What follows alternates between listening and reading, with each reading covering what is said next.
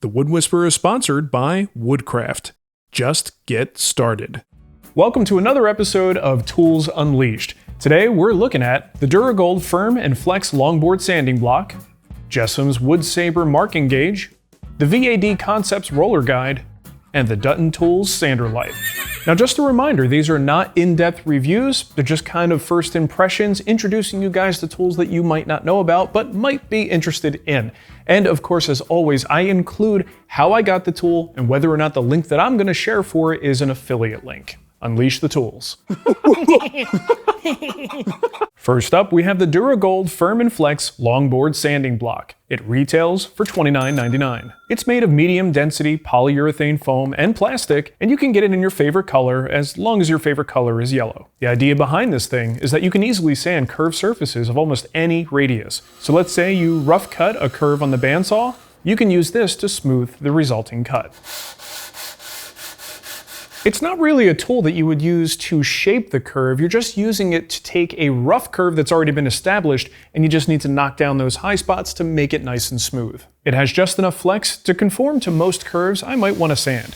It works equally well on inside curves as it does on outside curves. It's about the size of a jack plane and even has a hand plane style tote and knob that's sure to tempt even the most devoted of hand tool lovers. By default, it works with hook and loop sandpaper, and because it's a standard 2 3/4 inches wide, you could buy paper in pre-cut rolls. So instead of dealing with messy glue, you could swap out paper in a matter of seconds. Now, I really can't express how excited I am about finding this product. You may have seen in the past that I like to use flexible sanding strips that I make myself here in the shop. They're not hard to make, but I usually attach the paper with spray adhesive so I can't easily change grits, and after a few years, they generally need to be replaced. The fact that this bad boy is hook and loop means I don't need to use any adhesive, and I can replace the paper or swap grits in a jiffy. And in the box, they also include an adapter that you can use in case you prefer adhesive-backed paper. dura-gold also makes other variations with different levels of flexibility, and I got this one that's maybe a little too flexible.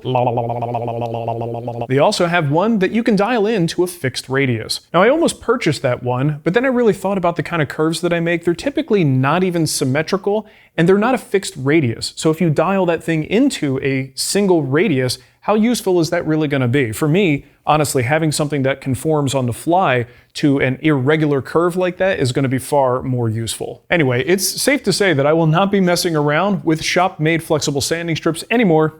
Longboards are where it's at. Next up, we have the Jessum Wood Saber marking gauge. It retails for $122.99. Now before I go any further, I really should confess that I'm a bit of a marking gauge collector.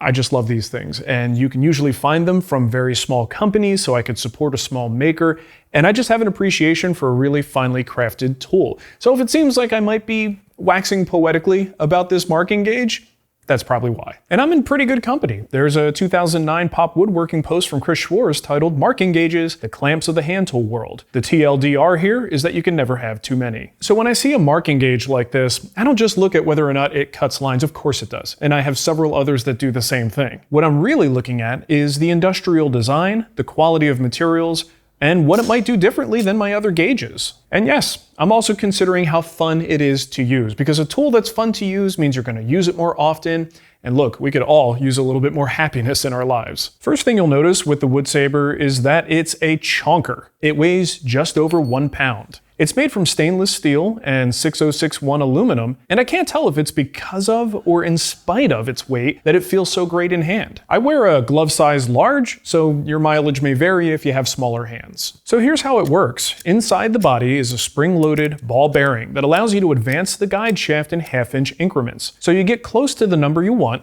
then rotate the spindle. Each full rotation advances the cutter a 1/16 of an inch. And look at these lines here. If my math is right, that means that we're advancing at 1/256th of an inch per line. Now that's kind of bananas. I don't know when or why I would even need that feature, but I like it. In use, I find it very comfortable. The large reference face gives you a very solid registration against the work, and it never feels like it wants to pull away. The weight does make it feel a little bit less nimble, but as a result, it also tends to feel more stable. The cutting wheel is effective, and while I generally prefer a blade to a wheel, the total package here just might make me a convert. Now, of course, there are other micro-adjustable gauges on the market, but I think this is the only one that allows you to dial in an exact number. So let's say I want to dial in 3/4 of an inch. I don't have to measure anything. I just pop it into the 1/2 inch detent and rotate the shaft an additional 1/4 inch. And now let's see what the caliper says. Oh my God. Mamacita. Personally, I am in love with this design, and while the micro adjustability is definitely in the realm of overkill, I'm here for it all day long. So I'm guessing there are going to be 2 distinct reactions to this thing, the you gotta be nuts crowd, and then the take my money now crowd. If this is for you, you probably already know it. And if you have a use case, honestly, I would love to know, because I think a lot of hand tool users are a little bit more, this isn't how they work, you know what I mean? Like, they don't necessarily need this level of precision. So I'd be very curious if you do work that would make use of this, a legit utility use case for it. I would love to hear about it, so let me know in the comments. But either way, if you got the funds and you're in the market for one of these, you're not going to be disappointed. I just want to jump in here real quick to talk about our sponsor, Woodcraft, because look, buying a tool, that's the easy part, but keeping it sharp, it takes a little bit more work, and Woodcraft has your back. This is their all-in-one sharpening solution featuring 3 diamond stones. As you can see, I've been using mine quite a bit, but they still work great.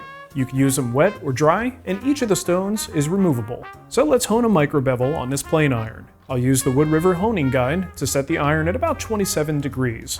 From there, I can take a series of passes on each grit. I'll then remove the burr at the highest grit, and then reassemble the plane to test it out.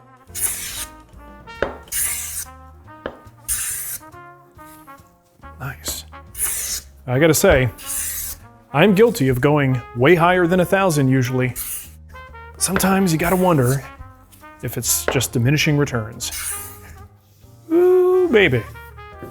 So you can get these things and so much more at your local Woodcraft store.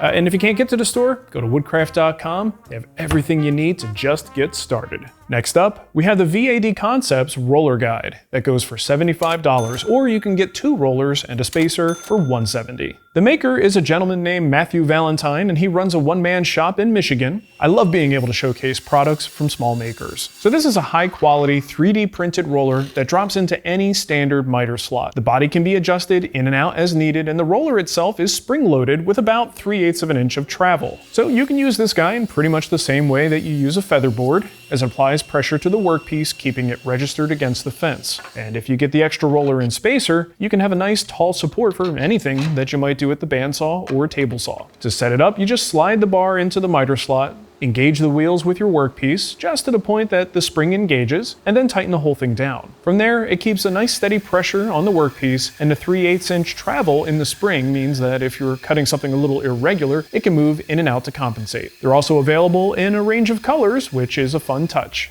Now, while I'm not here to do a deep comparative review, I do have to mention that one of the first tools I reviewed in this Tools Unleashed series is the Harvey Compass RG2. It's a very similar thing, works in a very similar way, so I'll put the link in the description if you want to go check out that, and then you could do your own comparison. Next up is the Dutton Tools Sander Light. It retails for $49 and is available for many of the most popular sanders on the market. This is yet another small business run by Josh Hayes out of Florida and is made from high-quality 3D printed materials. The idea here is that the light snaps right onto the sander and casts a nice amount of light onto your work via a series of LEDs. So if you've ever applied finish to a project and then suddenly noticed marks in the surface that you missed during the sanding, this is the kind of product you want to take a look into. It does a great job of just highlighting surface flaws and sanding scratches that you may have missed. Now, in my testing, I actually found it a lot more helpful to turn off the shop lights while I'm using it. This allows the Dutton light to highlight the surface flaws by casting stronger shadows. With the shop lights on, those shadows are filled in with overhead light. This is a very similar concept to why we use a raking light, which is usually a side-mounted light.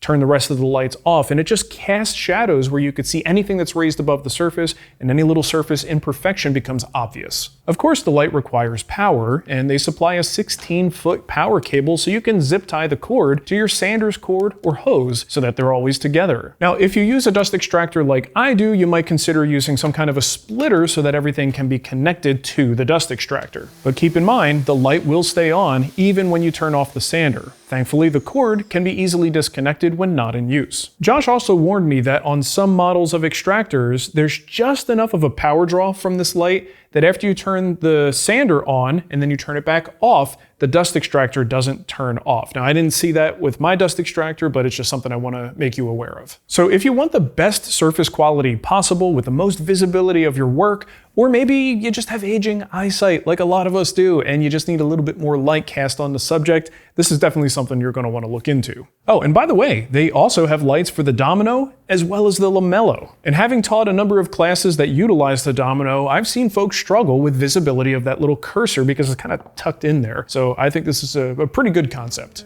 All right, so that's going to do it for this episode. If you saw a product you liked, be sure to check the description for the links. If it happens to be an affiliate link, I appreciate the support because it sends a few bucks our way. And keep in mind, some of these products, like I mentioned, are individual small makers, and your purchase could really make a difference in the trajectory of someone's business, right? So that's why I like to support these folks as much as I can. All right, thank you for watching, everyone, and hey, be sure to let me know which product you like the best down in the comments. All right, talk to you later. I gotta bring the energy, Todd. I need more energy. Bring that energy. Welcome to another episode. Not much of a house. They call me Yellow Lamello. Ugh. Well, welcome everybody to another episode of... My phone's ringing. Okay. Try it again. Try it again.